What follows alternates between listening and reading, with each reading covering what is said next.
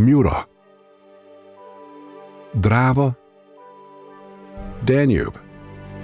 Large rivers born by small springs and streams, nurtured by mountains. Rivers fed by snow and rain, which, having grown up, search their way towards the sea with either gentle stroking or frothing waves.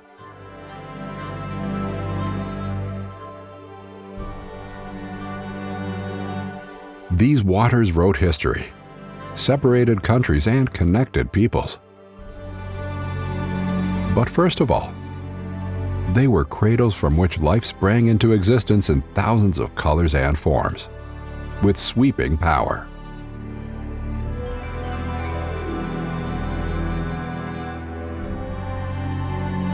Rivers of life. The Mura-Drava-Danube Transboundary Biosphere Reserve.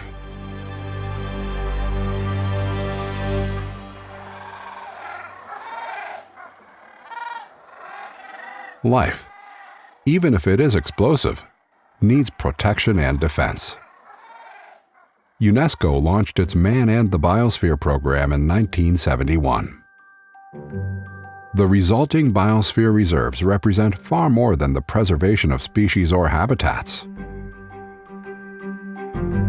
The goal is to create and maintain an ideal relationship between man and nature. The Mura-Drava-Danube Biosphere Reserve has been in operation since 2012. Its task is to sustain the harmony between biosphere and man in the long run through the economical, cultural, and tourism development of the area, in addition to drawing attention to the protection of natural values. This is the first biosphere reserve on Earth that will connect 5 countries in 2020.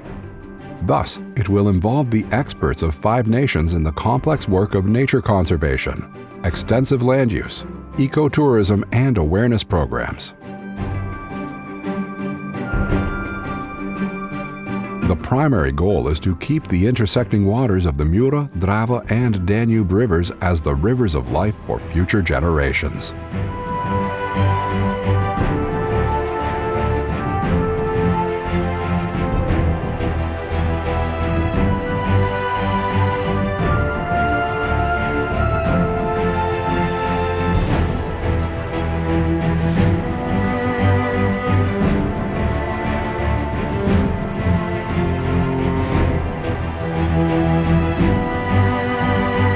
The Mura is the longest tributary of the Drava. Its source is in the High Tauern Mountain in Austria, 1,764 meters above sea level. Its total length is 454 kilometers.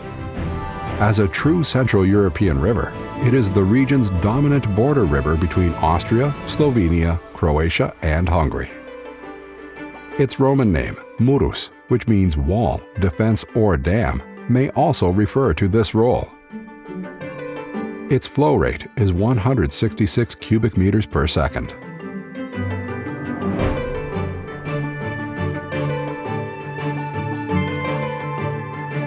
The Drava, which takes in the Mura, has its source in South Tyrol, Italy, at a height of 1,228 meters at 5 springs. Its total length is 749 kilometers. Crossing the Austrian border, it flows through the same countries as the Mura. Its flow rate is highly variable, averaging around 650 cubic meters per second. Its intersection with the Danube created a special area, the Kopachi Meadow, which has its own outstanding natural values, wild and zigzaggy backwaters, and anabranches.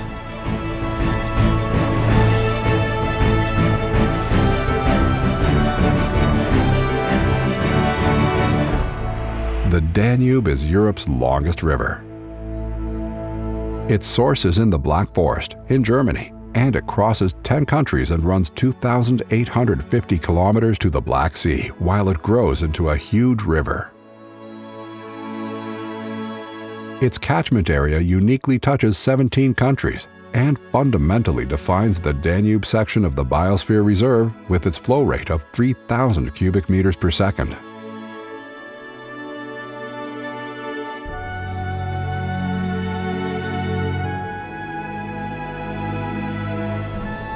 Within the framework of the Man and the Biosphere program launched by UNESCO, biosphere reserves were separated with the goal of sustaining harmony between the natural environment and the people living there for the long run.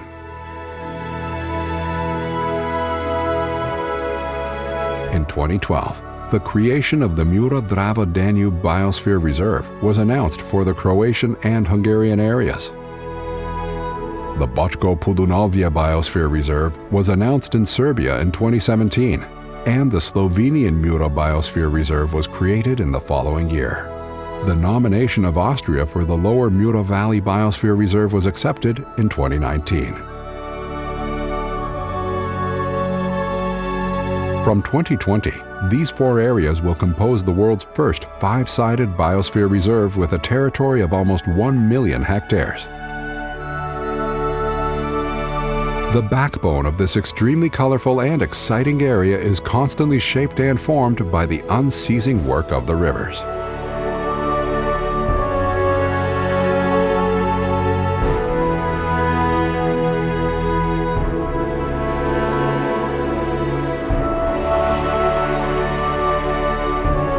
The Mura and the Drava strongly change their beds, construct gravel bars, and erode river walls.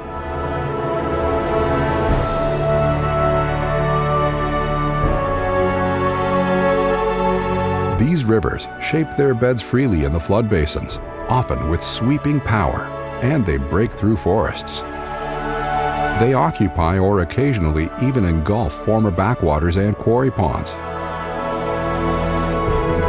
The current erodes even higher banks which will slide and fall down, and finally, the river will break through towards the lower areas. Still waters run deep, as the saying goes, let alone rushing waters. The river that breaks through its wall will often form a long new parallel river section. For example, when a quarry pond is in its way, then it will turn back and reach its former bed on the lower part of the river wall. This is how the huge mosaics of the waters are formed.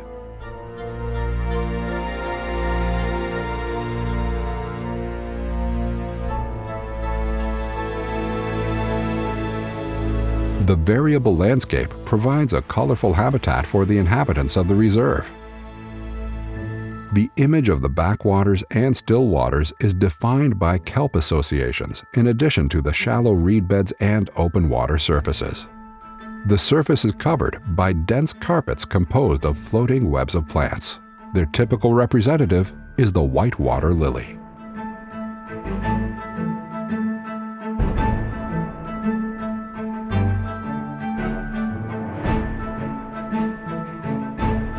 Life veritably effervesces here. Several species of fish, multitudes of reptiles and birds flourish in this realm of rivers, waters, reed beds, and forests.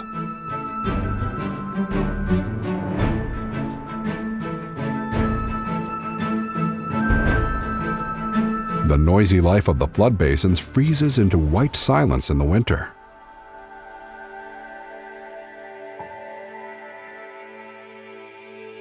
Afterwards, the forest undergrowth is covered by multitudes of flowers and colors in the spring.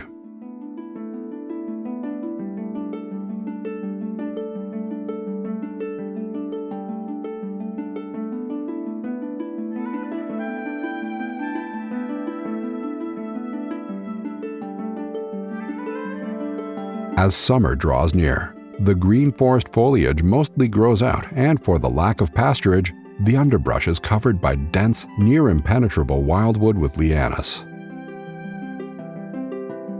Most often, the forests of the flood basins are covered by willows and poplars. These are mostly 50 to 60 years old, but occasionally there are some 100 to 120-year-old white willows among them. On the branches of trees, we can often see nests with typical forms built by the Eurasian penduline tit. The male may even create several similar works of art during the summer. The hammering of birds is often heard, while the trunks of trees show signs of destruction left by the axe-like teeth of beavers. lots of tree branches and fallen trunks get into the rivers and floods which start to move towards the sea. This mass of drifting and dumped pieces of wood, along with the continuous changing of riverbeds, often render river navigation impossible. At the same time, it attracts boat riders and canoeists with extremely venturesome locations.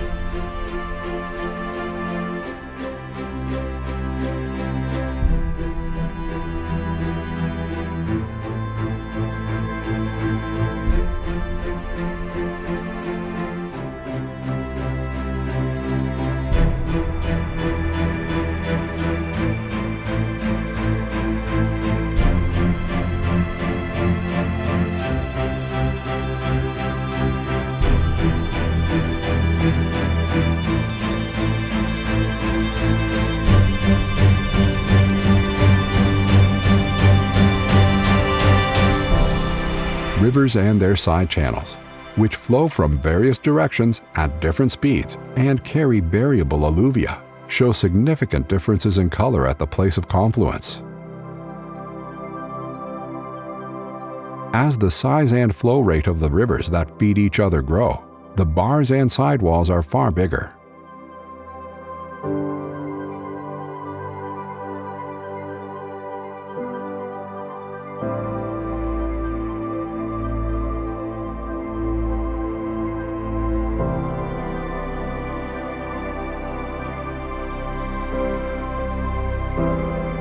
The seemingly peacefully trickling river demolishes at the outer bend arch and deposits on the inner arch.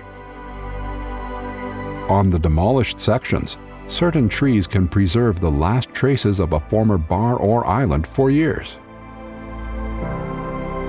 The pebbly riverbeds with shallow water cover provide an opportunity for reproduction for several species of fish. Here the fish visit the shallow waters right before dark, when they start spawning in dazed excitement.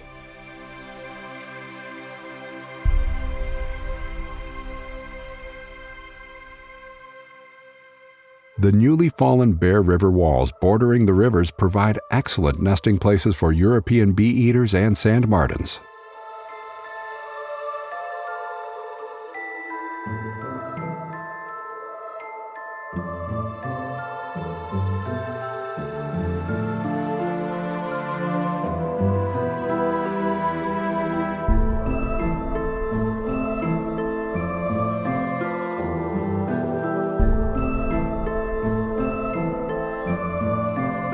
Research and surveys play a special role in the preservation of the natural values of the Biosphere Reserve, as well as in raising awareness of and exploring these values. The migration of birds, the appearance and disappearance of certain species in specific seasons has always stirred up people's imagination. After several trials and errors in methods of tagging birds, the first science-based method was developed in 1899. Research started a few years later in Hungary under the guidance of Otto Hermann. This method is based on the tagging of individual birds using rings with serial numbers and their later recapture. The work of thousands of people involved in the tagging of birds with millions of rings has since helped to identify the migration routes of individual species and the network of their feeding and resting places. Mass tagging is applied to smaller species, but larger species are more likely to be observed and larger rings can be read more easily even without physical capturing. In the case of the white-tailed eagle, the tagging takes place with direct capturing while the bird is still an eaglet. The furthest distances flown can reach 2,500 kilometers, while the oldest rings date back almost 20 years. The identification of birds that died due to electric shock, poisoning, or even, in extraordinary cases, as a result of being shot, along with the awareness of their leeway, carries important information that facilitates preservation.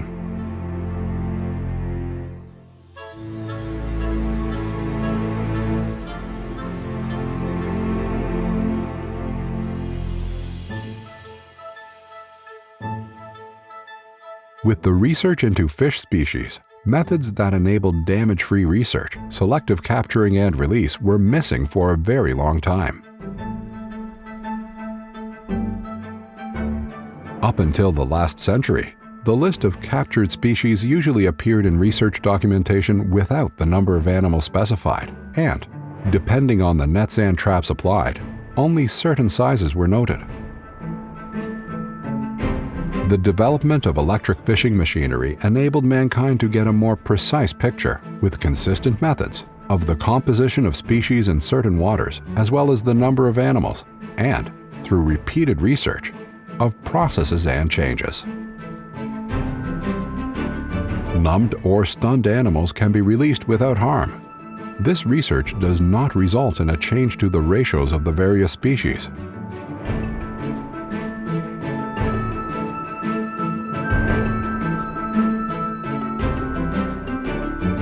Biosphere reserves are traditionally organized into 3 interrelated zones. The core area is the most protected area. Out of human activities, only the most necessary maintenance work, research, and scientific monitoring are performed here.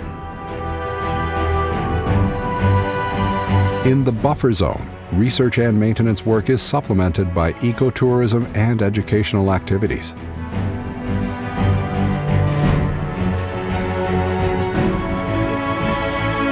The transboundary learning network of the reserve is like a puzzle where the knowledge materials of the various regions are put together to create the big picture. The River School program is an open-air classroom embedded in nature. It's where education is not composed of mere words only, but also of experience. It is playful learning that affects hearts, not only minds, through experience in a joyful and memorable way.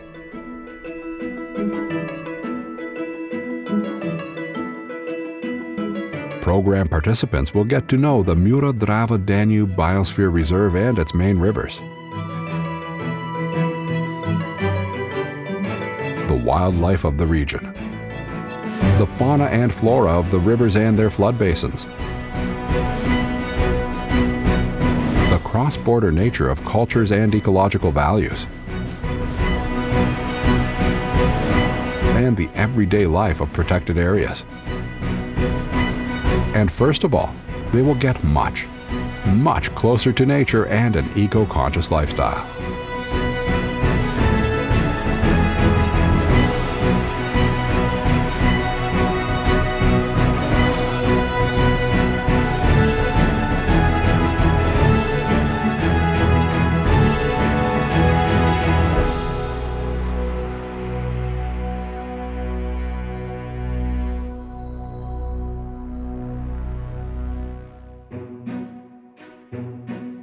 In the transition zone, you will find settlements and the land is cultivated.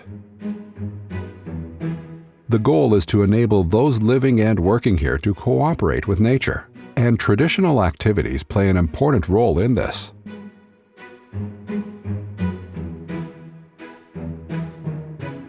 Traditional domestic animals like gray cattle are farmed here.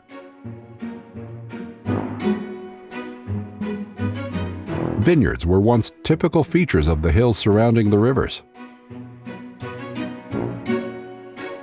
Today, an outstanding quality winemaking culture has been built on those traditions.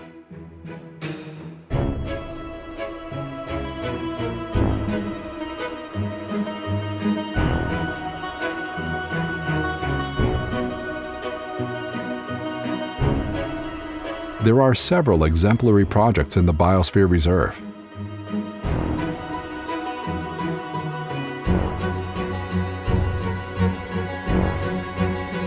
Food and quality artisanal products are created by disadvantaged persons in manufacture-type production, using traditional raw materials. Plastic is being replaced by corn husk and willow branches.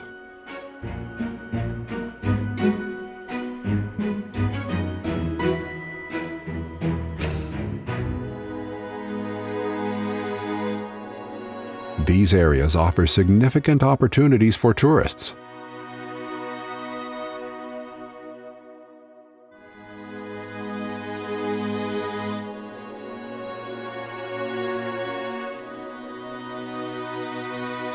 the fresh, modern presentation of nature, traditional lifestyles, and ancient monuments form the basis of quality village life and ecotourism.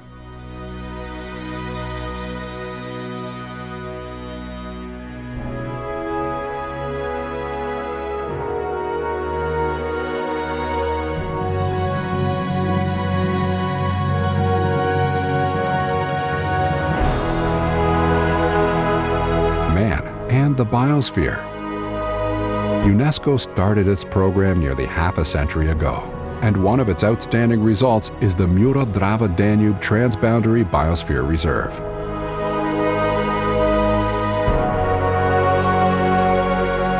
The land, the landscape, the water where the fate of man and wildlife intertwine ever more wisely.